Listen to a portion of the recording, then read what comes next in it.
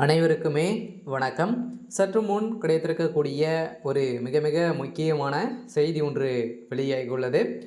திமுகவின் அடுத்தடுத்து சிக்கப்போகும் திமுகவின் முக்கிய புள்ளிகள் பீதியில் திமுக, இது மாதிரி பார்த்திங்கன்னா செய்திகள் வெளியாயிருக்கு.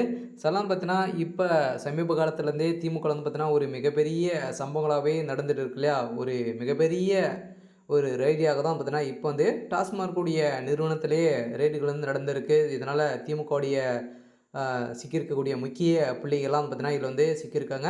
ஏற்கனவே செந்தில் பாலாஜி அவர்கள் சட்டத்துக்கு விரோதமான பண பரிமாற்ற வழக்கில் தான் சிக்கியிருந்தார். இதை தொடர்ந்து ஜெகத் ரக்ஷன், ஏவா வேலு இவங்களாம் பார்த்தீங்கன்னா திமுகவுடைய ஆணிவேரியாக இருக்கக்கூடியவர்களாம் சிக்கியிருக்காங்க. மீண்டும் திமுகவில் இருக்கக்கூடிய முக்கிய புள்ளிகளுடைய வீட்டுகளெல்லாம் பார்த்தீங்கன்னா ரெய்டுகள் நடக்க போகுது அப்படின்ற மாதிரி தான் அமலாக்கத்துறையும் பார்த்தீங்கன்னா பாஜக இப்போ தமிழகத்துடைய மாநில தலைவர் அண்ணாமலை அவர்கள் போட்ட கெச்சால் இப்போ திமுகவுடைய கதி பாஜகவுடைய கையில் தான் இருக்குது. இருந்தாலும் அடுத்தடுத்து தூக்க போகும் முக்கிய அமைச்சர்கள்லாம் இருக்காங்க. யாரெல்லாம் இதில் சிக்க போகிறாங்க அப்படின்றத தொடர்ந்து வீடியோவில் பார்க்கலாம்.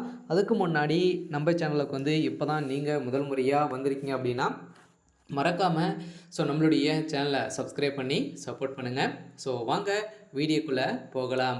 பார்த்தீங்கன்னா திமுகவில் இப்போ தமிழகத்தில் பார்த்தீங்கன்னா ஒரு தொடர்ந்து 3 நாட்களாகவே செந்தில் பாலாஜி மற்றும் அவருக்கு சம்மந்தப்பட்ட நிறுவனங்கள்லேருந்து ரெய்டுகள் 3 நாட்களாகவே நடந்தது. அதே மாதிரி திமுகவுடைய முக்கிய புள்ளிகள் வீட்டில் ஏற்கனவே பார்த்தீங்கன்னா அமைச்சர் துரைமுருகன் வீட்டில்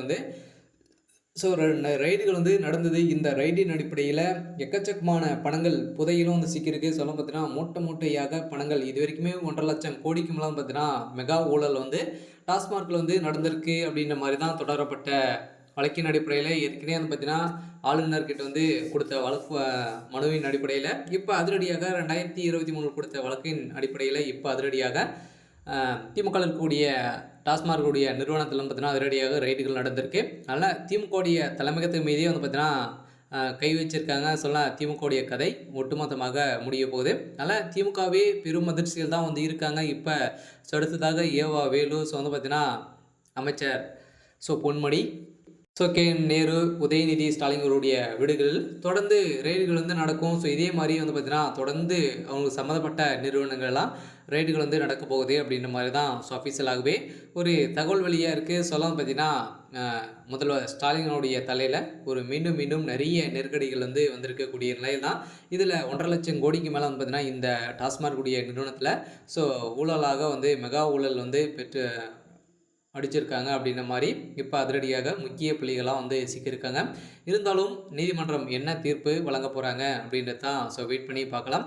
இது மாதிரி செய்திகளை தெரிஞ்சுக்கணும் அப்படின்னா மறக்காமல் நம்மளுடைய சேனலை சப்ஸ்கிரைப் பண்ணி சப்போர்ட் பண்ணுங்கள். தேங்க்யூ.